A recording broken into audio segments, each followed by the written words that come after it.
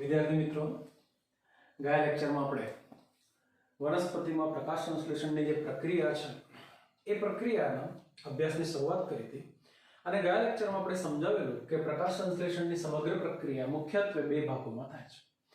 એક ભાગ કે જે પટલમય તંત્ર એટલે કે ગ્રેના થાઇલેકોઇડની રચના કરે છે અને એમાં થતી પ્રક્રિયાનું નામ છે પ્રકાશ પ્રક્રિયા. અને બીજો ભાગ જે છે જેને આપણે હરિતકણનો આધારક તરીકે ઓળખીએ, સ્ટ્રોમા તરીકે ઓળખીએ, અને એમાં થતી જે પ્રક્રિયા છે પ્રક્રિયા અંધકાર પ્રક્રિયા, કાર્બન સ્થાપનની પ્રક્રિયા કે પછી એને આપણે શું કહીએ છીએ તો કે સાહેબ એને જૈવ સંશ્લેષણ તબક્કા તરીકે પણ ઓળખીએ છીએ. વિદ્યાર્થી મિત્રો, અહીંયા આપણે પ્રકાશ પ્રક્રિયાની શરૂઆત કરેલી છે.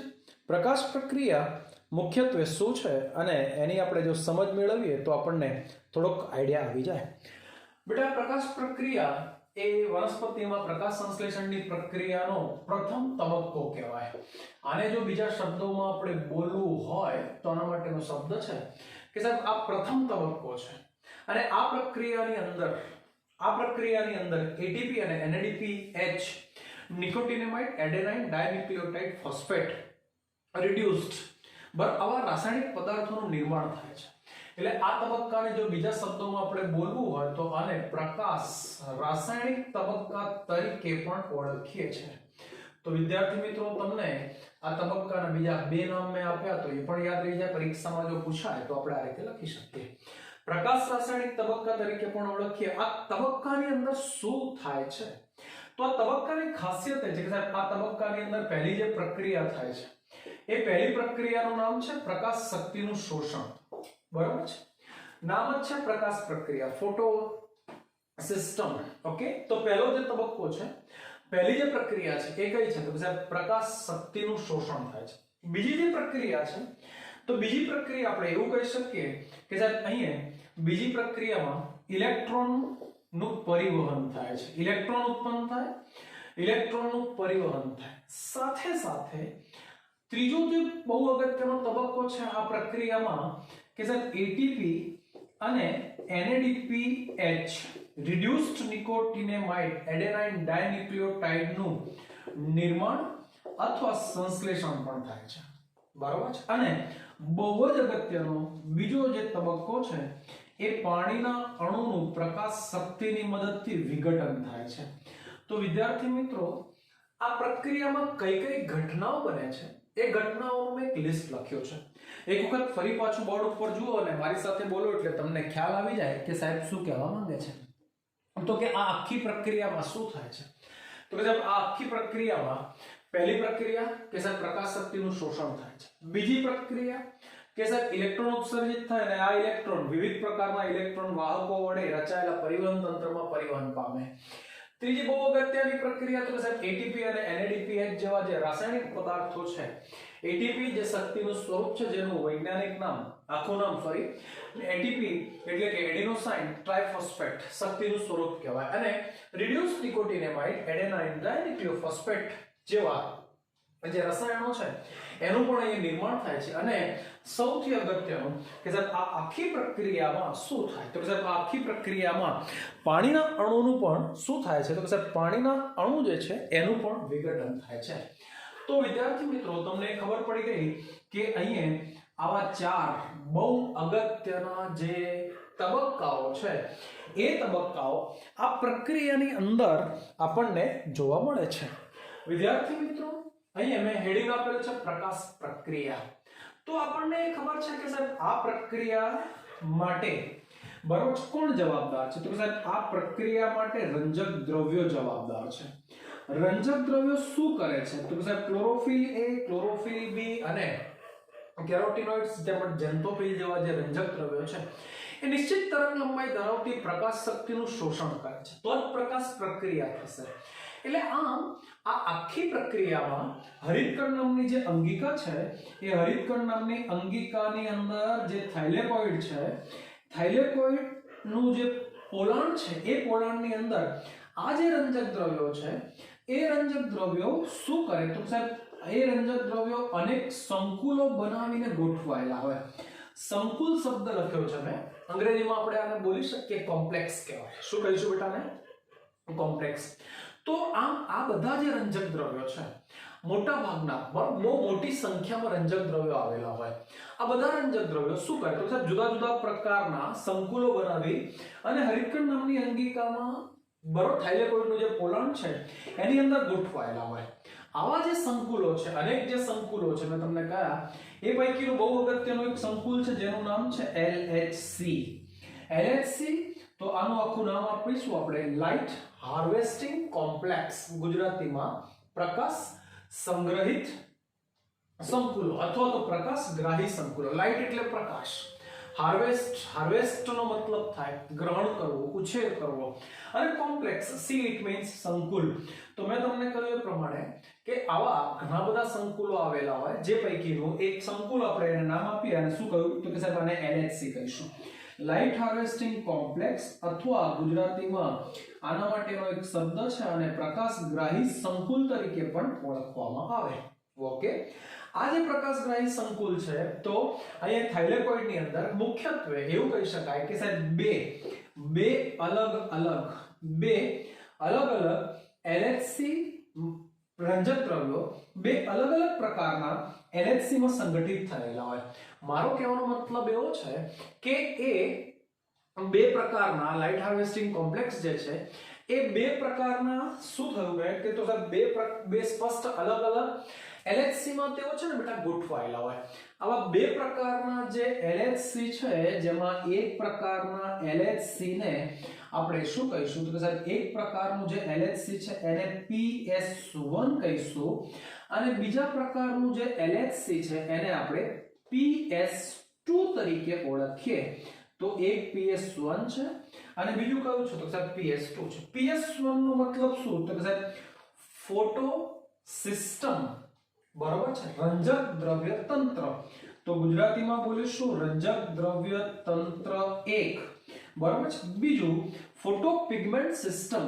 1 પિગમેન્ટ એટલે દ્રવ્ય બરાબર છે તો રંજક દ્રવ્ય તંત્ર 1 અને અહીંયા આપણે શું બોલીશું તો સાહેબ રંજક દ્રવ્ય તંત્ર 2 તો આવા બે પ્રકારના LHC માં રંજક દ્રવ્યો ગોઠવાયેલા હોય આ બંનેના નામ તેમના કાર્યને આધારે નહીં પરંતુ એમની શોધને આધારે બંનેના નામ આપેલા છે PS1 પહેલા શોધાયું એટલે આને આપણે PS1 કહીશું અને આ પાછળથી શોધાયું એટલે આને આપણે PS2 આ પહેલા નંબરનું તો 1 આ બીજા નંબરનું તો આને આપણે શું કહીએ તો સાહેબ આને આપણે બરાબર 2 તરીકે મતલબ એમની જે શોધ છે બરાબર છે એમની જે શોધ છે ક્રમને આધારે એમના નામ આપવામાં આવેલા છે રંજક દ્રવ્ય કોઈ પણ હોય બરાબર PS1 હોય કે PS2 હોય બરાબર આ જે કોમ્પ્લેક્સ છે આ કોમ્પ્લેક્સની ખાસિયત એ છે કે તેઓ રંજક દ્રવ્યો બરાબર 4 પ્રકારના રંજક દ્રવ્યો અને એની સાથે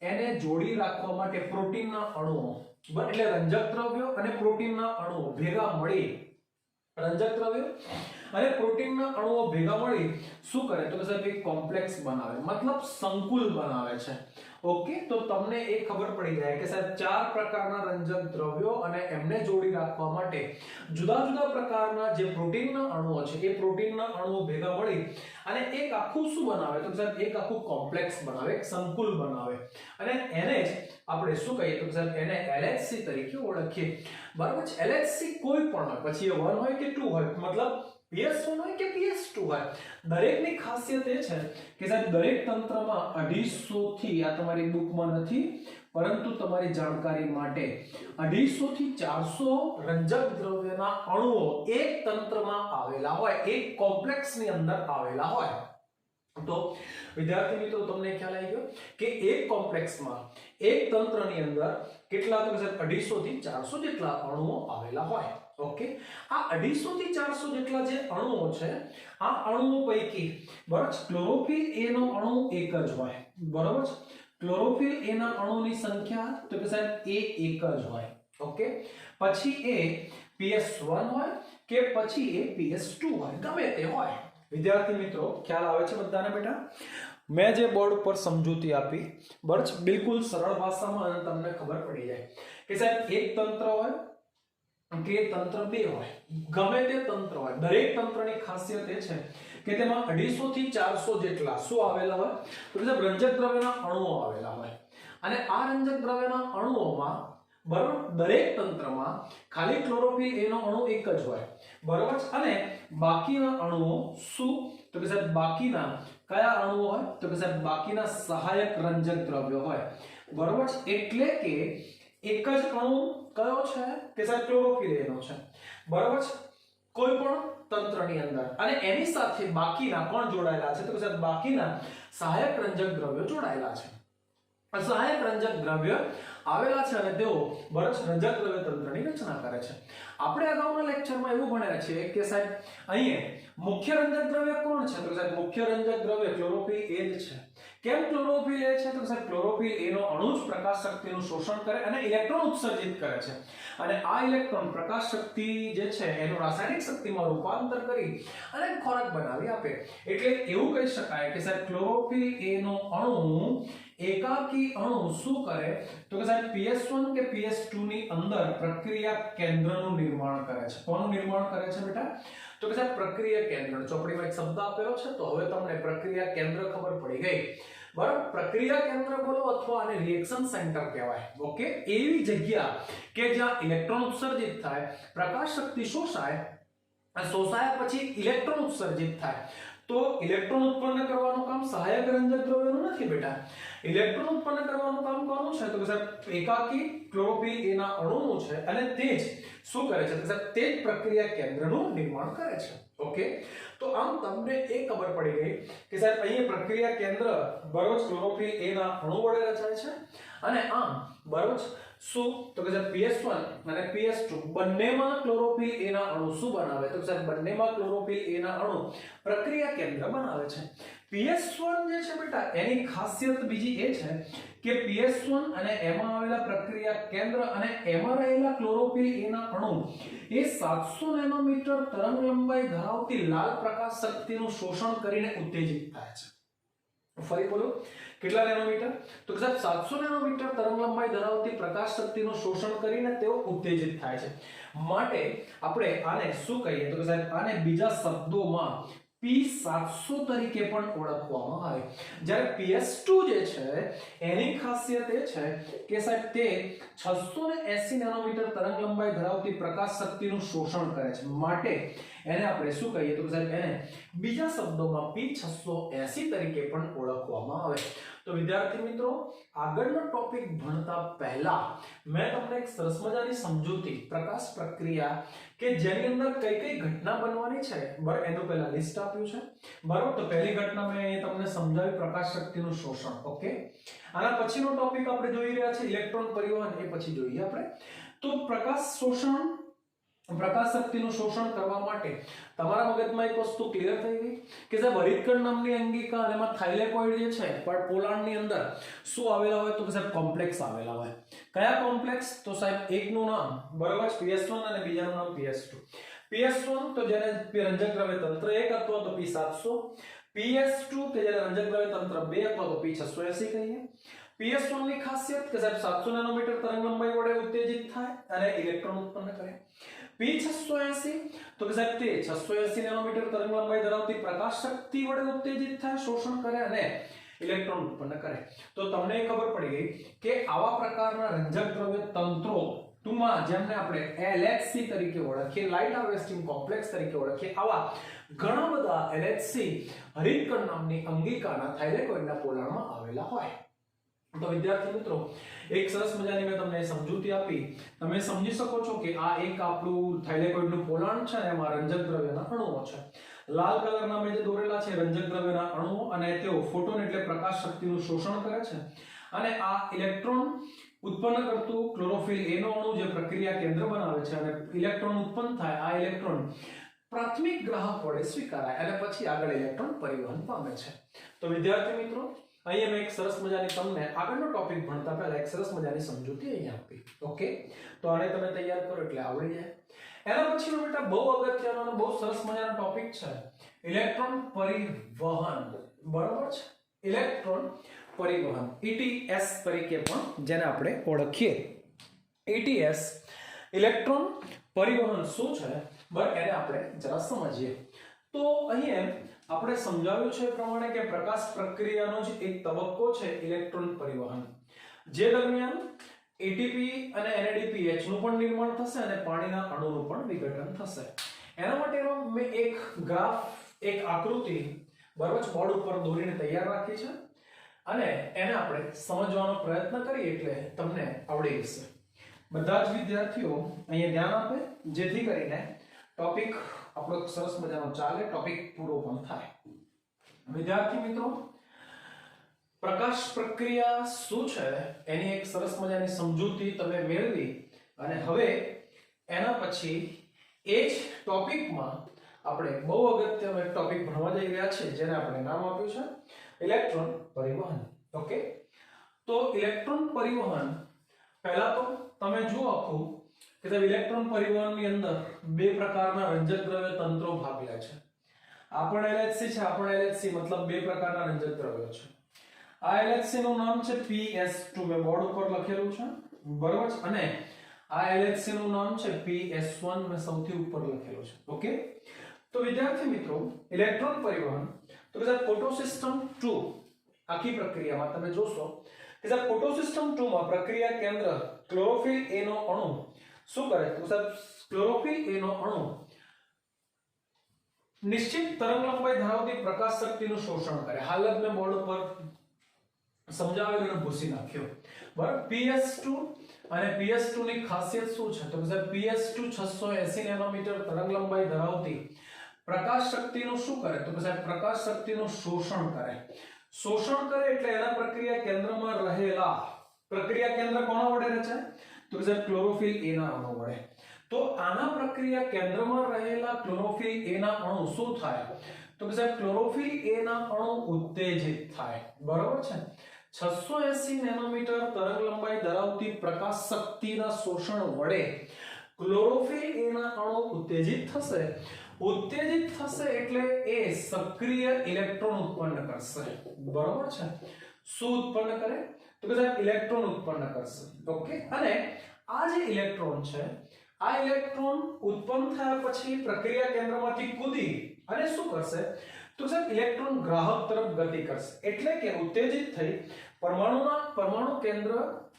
પરમાણુ કેન્દ્રથી દૂરની કક્ષામાં કૂદી જાય અને મુક્ત થયેલો આ ઇલેક્ટ્રોન એ હવે શું કરે તો એક શરૂઆતમાં ઉપર મેં બતાવેલો છે એક પ્રાથમિક ઇલેક્ટ્રોન ગ્રાહક છે. આ પ્રાથમિક ઇલેક્ટ્રોન ગ્રાહક વડે એ સ્વીકારાય. દેખાય છે? ચલો સમજો. અહીંયા આ PS2 લાલ રંગની પ્રકાશ શક્તિ 680 નેનોમીટર શોષાઈ પ્રક્રિયા કેન્દ્રમાં રહેલા ક્લોરોફિલ A ના અણુ ઉત્તેજિત થયા એટલે એમણે ઇલેક્ટ્રોન ઉત્પન્ન કર્યો. ઇલેક્ટ્રોન પરમાણુ કેન્દ્રથી દૂરની કક્ષામાં કૂદી જઈ અને શું કરે છે તો કે ઇલેક્ટ્રોન પ્રાથમિક ઇલેક્ટ્રોન ગ્રાહક વડે સ્વીકારાય. અને હવે આ જે પ્રાથમિક ઇલેક્ટ્રોન ગ્રાહક છે આ ઇલેક્ટ્રોન ગ્રાહક શું કરે તો કે આ પ્રાથમિક ઇલેક્ટ્રોન ગ્રાહક એ સાઇટોક્રોમ ધરાવતા બરોબર છે સાઇટોક્રોમ ધરાવતા ETS વડે પરિવહન પામે છે. તમારી ચોપડીમાં છે નહીં પરંતુ અહીંયા તમારી સમજ માટે એક સમજૂતી આપું કે ઇલેક્ટ્રોન પરિવહન તંત્ર છે ને એ જુદા જુદા પ્રકારના પ્રોટીન વડે રચાયેલા હોય.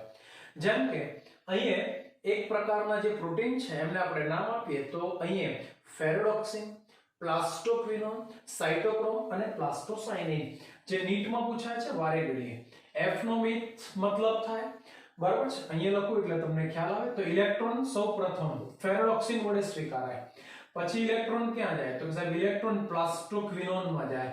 પછી ઇલેક્ટ્રોન ક્યાં જાય તો સાહેબ ઇલેક્ટ્રોન સાઇટોક્રોમ તંત્રમાં એટલે કે સાઇટોક્રોમ વડે સ્વીકારાય. અને પછી ઇલેક્ટ્રોન ક્યાં જાય તો સાહેબ પ્લાસ્ટોસાયનિન વડે.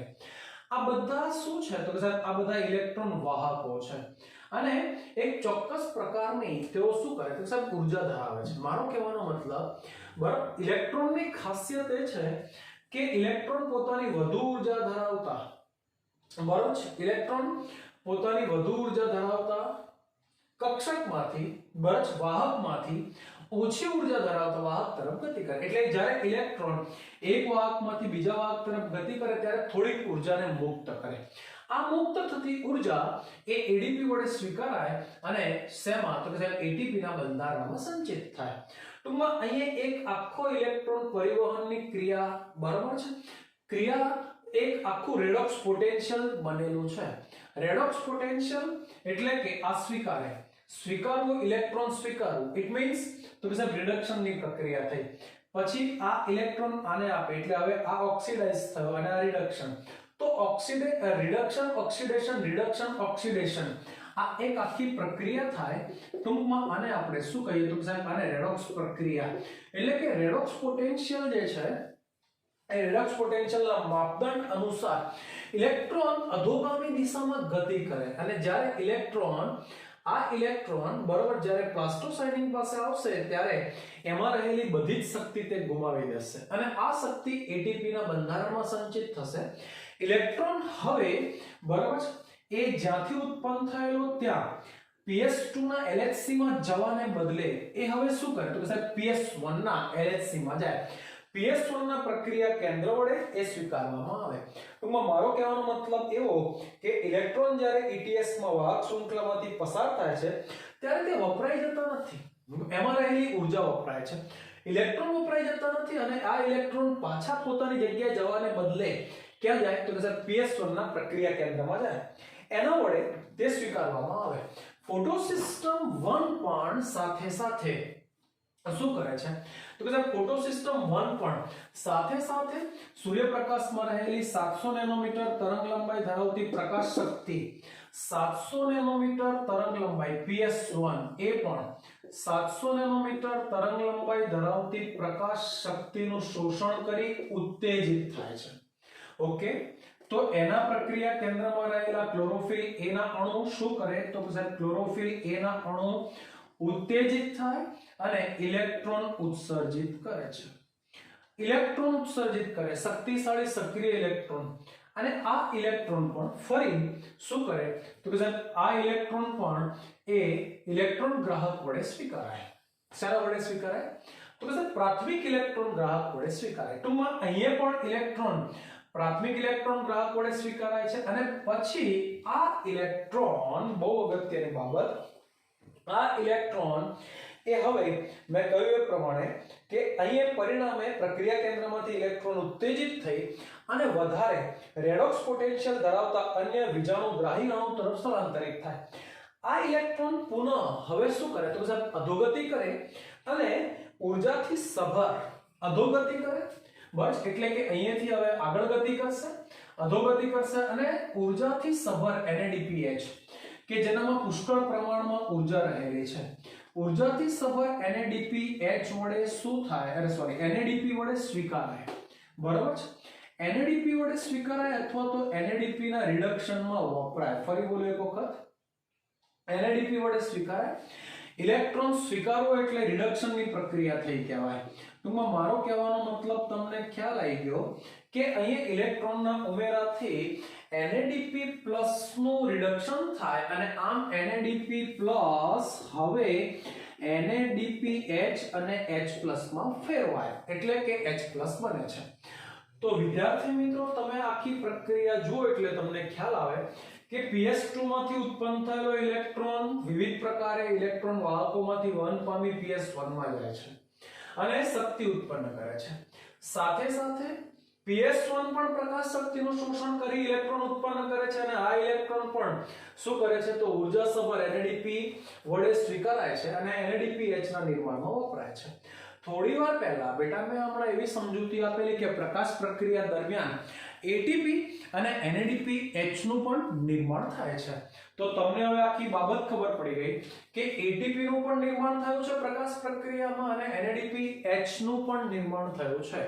આ NADPH એ હવે આગળ CO2 ના રિડક્શનમાં વપરાશે અને કાર્બોદિતના નિર્માણમાં ભાગ ભજવશે. ATP એ પણ કાર્બોદિતના નિર્માણમાં શું કરે છે તો સાહેબ કાર્બોદિતના નિર્માણમાં એ પણ બહુ અગત્યનું બરોબર છે રોલ ભજવે છે એટલે કે શક્તિ પૂરી પાડવાનું કામ કરે. ટૂંકમાં તમે અહીંયા એક આખી પ્રક્રિયા જોઈ કે ઇલેક્ટ્રોન સ્થળાંતરણની આ આખી પ્રક્રિયામાં ઇલેક્ટ્રોન પરિવહન યોજના PS2 થી પ્રારંભ થઈ છે. બરોબર છે, પ્રક્રિયા કેન્દ્રથી પ્રારંભ થઈ ગ્રાહી એકમ તરફ ઉદ્વગમન પામે છે ગ્રાહી એકમ તરફ ઉદ્વગમન પામે છે અને પછી ETS એટલે કે ઇલેક્ટ્રોન પરિવહન તંત્ર જે છે એ ઇલેક્ટ્રોન પરિવહન તંત્ર વડે આગળ વહન પામી અને PS1 ને મળે છે. PS1 માંથી પણ શું થાય છે તો PS1 માંથી પણ ઇલેક્ટ્રોન ઉત્પન્ન થાય છે બરાબર, એ પણ આગળ વહન પામી અને ફરી પાછા NADP+ તરફ અધોવહન પામી તેના રિડક્શન દ્વારા તે NADPH અને H+ બનવા સુધીમાં બરાબર આ આખી પ્રક્રિયા થાય. ટૂંકમાં આ આખી પ્રક્રિયા જે છે એ આખી પ્રક્રિયાના અંતે તમે જુઓ તો તમને ખબર પડે કે સાહેબ આ આખી જે યોજના છે એ યોજનાને તમે બરોબર ધ્યાનથી જોશો તો તમને અંગ્રેજીનો Z બન્યો હોય એવું દેખાશે. તો આ અંગ્રેજીનો Z બન્યો બરાબર, તમારે આમ Z ને જોવાનો છે. એટલે આ આખી જે યોજના છે આ યોજનાની લાક્ષણિકતા આને બીજા શબ્દોમાં Z સ્કીમ તરીકે પણ ઓળખવામાં આવે. ટૂંકમાં અહીંયા ચાર્ટમાં દર્શાવેલો આ Z આકાર ત્યારે જ બને છે કે જ્યારે બધા જ વીજાણુ વાહકો એક જ રેડોક્સ ક્ષમતા માપદંડ ઉપર ક્રમાનુસાર ગોઠવાયેલા હોય. બરાબર છે, વધુ શક્તિવાળો ઉપર, એના પછી ઓછી શક્તિવાળો એનાથી નીચે, આમ ક્રમમાં ગોઠવાયેલા હોય તો જ ઇલેક્ટ્રોન એકમાંથી બીજામાં વહન પામશે અને આ રીતે એક આખી Z સ્કીમની રચના થશે. તો વિદ્યાર્થી મિત્રો એક સરસ મજાની સમજૂતી મેં તમને અહીંયા આપી. પરીક્ષામાં વારે ઘડીએ પ્રશ્ન પૂછાય છે Z સ્કીમ સમજાવો તો તમારે આ આખો ટોપિક ઇલેક્ટ્રોન પરિવહન વાળો એની અંદર તમારે લખવો. બહુ જ સરસ મજાનો ટોપિક છે. તમને ખબર પડી ગઈ કે ઇલેક્ટ્રોન પરિવહનની આખી પ્રક્રિયામાં બરોબર છે ATP નું નિર્માણ થાય છે અને NADPH અને H+ નું પણ નિર્માણ થાય છે. ચલો આવડી જશે. તો આજના લેક્ચરમાં અહીંયા સુધી રાખો, અહીંયાથી આગળ આવતી